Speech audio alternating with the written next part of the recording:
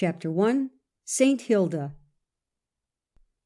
Amongst our forefathers, the wild German tribes who conquered Britain and made it England, women had always held an honourable place. This made it possible for them in the days when the Christian faith was first preached in England to do a great deal to help the work of the Church. They did not have to spend their days in fighting like the men, and they were eager to listen to the new teaching which showed them many different ways of serving God and helping their fellow creatures. Probably it was the Christian wife of Ethelbert, King of Kent, a French princess, who helped to make him willing to listen to Augustine, the missionary sent from Rome by the Pope to convert the English. Kent was the first of the English kingdoms to become Christian. In the northern part of England there was a great king called Edwin, who ruled over Northumbria and had his capital at York. He seems to have heard much in praise of one of Ethelbert's daughters, Ethelburga, who was so beloved in her family that they called her Tata, the darling. Edwin sent messengers to ask Ethelburga's brother, Eadbald, who had succeeded his father as king, to give him his sister in marriage. But Eadbald said that he could not give his sister to a heathen.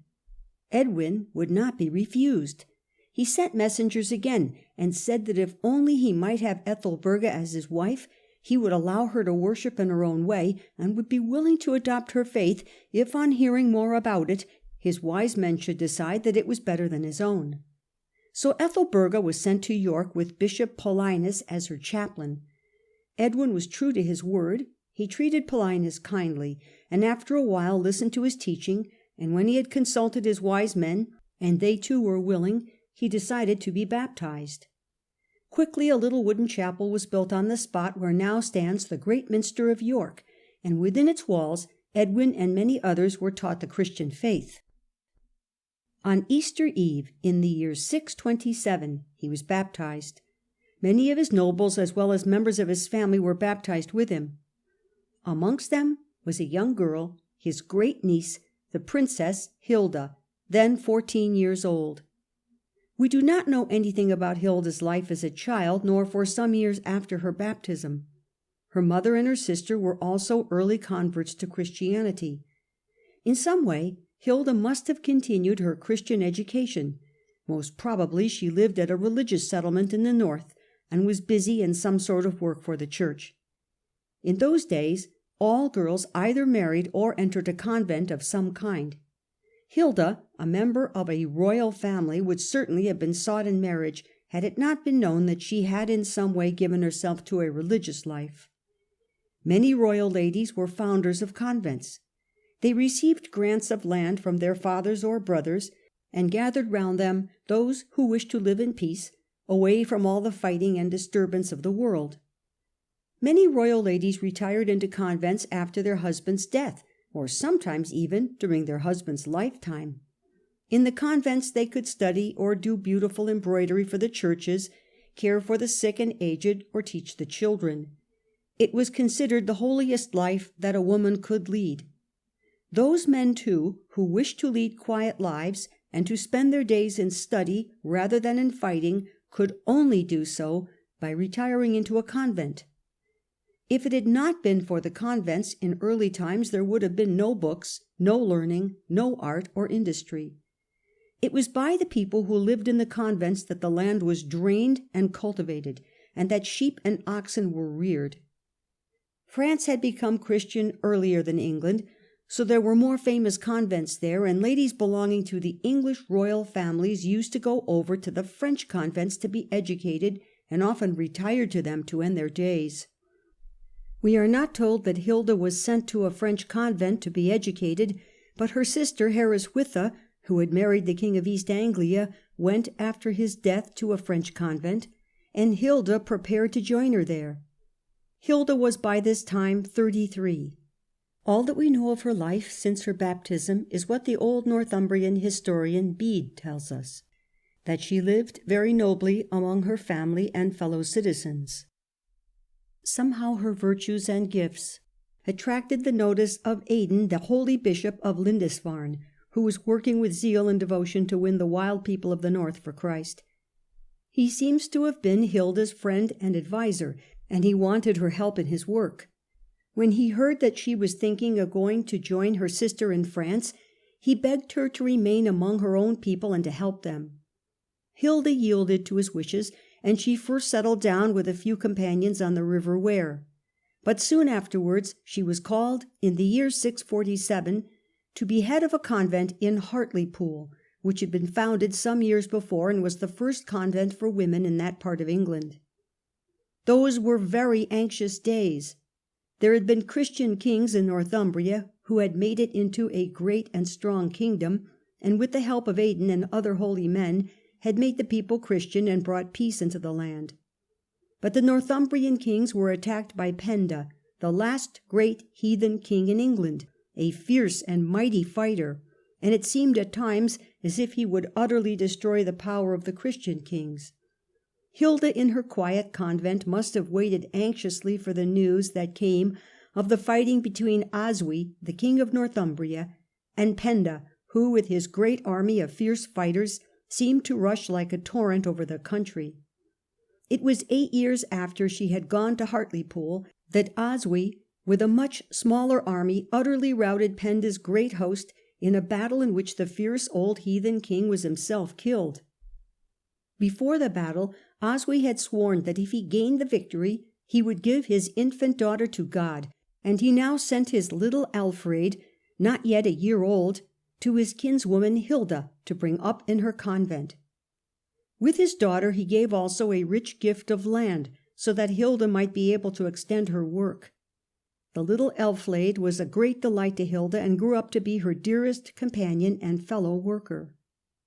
Hilda had done much at Hartlepool. She had learnt all she could from wise men as to how to order a convent. Aidan and all the religious men who knew her used to visit her constantly. They were glad to teach her all they knew, and they loved her dearly because of her wisdom and her delight in the service of God.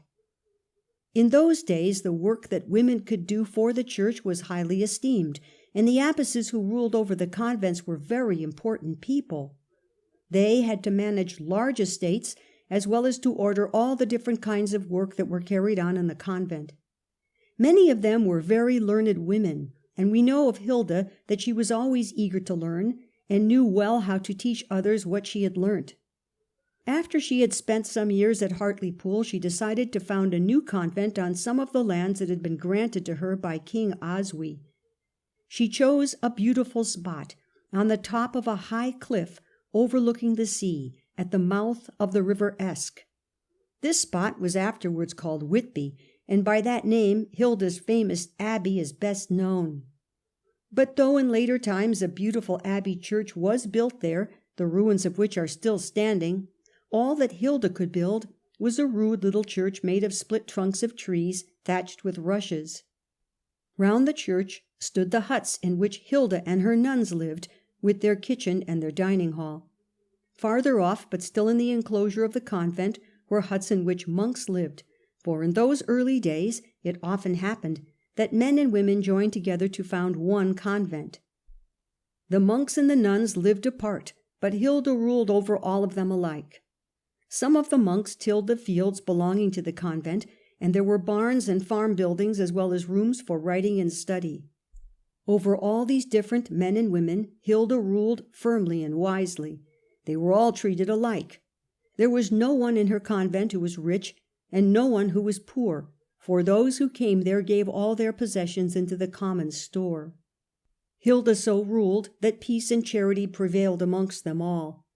All who knew her called her mother because of her singular piety and grace, and the fame of her virtues spread far and wide. She loved learning and wished all to study, and made them give much time to the reading of the Bible. Her own wisdom and prudence were so well known that many people, and amongst them even kings and princes, came to her for advice in their difficulties. Amongst those who studied at Whitby, many grew afterwards to be famous, and 5 of those who had lived under Hilda's rule became bishops of the church. But of all the dwellers at Whitby, the most famous was one who had begun life simply as one of the workers on the farm, the sweet singer Cadman. In those days at feasts it was the custom for one after another to be asked for a song, and the harp was passed round the table, each taking it in turn and accompanying himself whilst he sang. Caedmon thought that he could not sing, and when he saw that his turn was coming near, he used to get up and quietly leave the table and go home. One day he had left the feast in this way and gone to the stable, where it was his duty that night to take care of the horses. Having done his work, he settled himself to sleep. And in the night one stood by his side, and calling to him said, "Caedmon, sing some song to me." He answered, "I cannot sing. For that reason I left the feast and withdrew to this place, because I cannot sing." But he who stood by his side answered, "However, you shall sing." "What shall I sing?" asked Caedmon, and the answer came, "Sing the beginning of created beings." Then in his dream he sang in praise of God the Creator with words which he had never heard before. When he awoke, he remembered what he had sung, and added more verses to those which had come to him in his dream. He told the steward who was set over him of this gift of song that had been granted to him in his sleep, and the steward took him to the abbess Hilda. She bade him, in the presence of herself and of several learned men, repeat the verses which he had made, and they all decided that it must be through the grace of God that this gift had come to him. They explained to him a passage from the Bible, and bade him go away and turn it into verse. Next morning he came back and recited to them the excellent verses which he had made. Then Hilda bade him give up his work on the farm, and come into the convent and become a monk, that he might devote himself to cultivating the gift of song which he had received. She directed some of the brethren to teach him the sacred history contained in the Bible, that he might turn it into song. After they had taught him, Caedmon would think over all that he had heard, turning it over in his mind as the cow chews the cud, till he brought it out again as harmonious verse, which he would sweetly repeat to his masters, who now in their turn became his hearers. He sang of the creation and of the doings of the people of Israel, and of the life and sufferings of the Lord Jesus Christ, and tried by his poems to lead men to love virtue and hate vice. Through his sweet singing great fame came to Hilda's convent, and after some years he died there in great peace and holiness. We are not told whether Hilda was able, as time went on, to build a more stately church in place of the rough wooden one which she had at first put up, but it seems most likely, considering the fame of her abbey, that she must have done so. She probably was friendly with Benedict Biscop, the abbot of Wearmouth, which was also in the north of England. Benedict Biscop had made many journeys to France and Italy, and he first brought to England glass windows and beautiful vestments for his church, as well as skilled masons and glass workers from France, who taught their craft to the Northumbrians. We cannot doubt that Hilda, with her energy and her wisdom, got some of these men to come and teach her people also how to put up beautiful buildings. Perhaps Benedict Biscop may have given her some of the treasures, vestments, pictures, or vessels for the church services which he had brought back with him. The fame and importance of the Abbey of Whitby is shown by the fact that it was chosen as the spot in which to hold a great council of the church in 664. When many bishops met with King Oswy to settle matters of great importance for the whole church in England. Hilda had to care for the entertainment of this great gathering and take part in their discussions. They had met to decide whether in certain matters the customs of the Church of Rome or the customs of the Church in Northumbria should be followed. Hilda was in favour of the customs of Northumbria, but when King Oswy decided that it would be better to do as the rest of the church did, she was wise enough to give in to his decision, seeing that these were matters which concerned only the order and not the teaching of the church. We know that Hilda founded at least one other convent herself, and several others were founded in different parts of England in imitation of the great Abbey of Whitby. For many years she ruled her convent with wisdom and diligence. At the end of her life she was called to bear the trial of a long illness. For 6 years she lay ill, but during all that time, whenever possible, she would still teach those under her rule. She bade them serve God dutifully when they were in perfect health, and always return thanks to him, even when in trouble or suffering. How to do this she showed by her own example, for all through her long sickness she never failed to return thanks to God. When at last she felt death drawing near, she gathered all the inmates of her convent around her, and having bidden them to live in peace with one another and with all others, she joyfully welcomed death, who came to take her from her sufferings to new life. She died in 680 at the age of 66. Elfled, the daughter of King Oswy, who as an infant had been confided to Hilda's care, succeeded her as abbess. Hilda was honoured as a saint by the Church after her death. End of Section 2.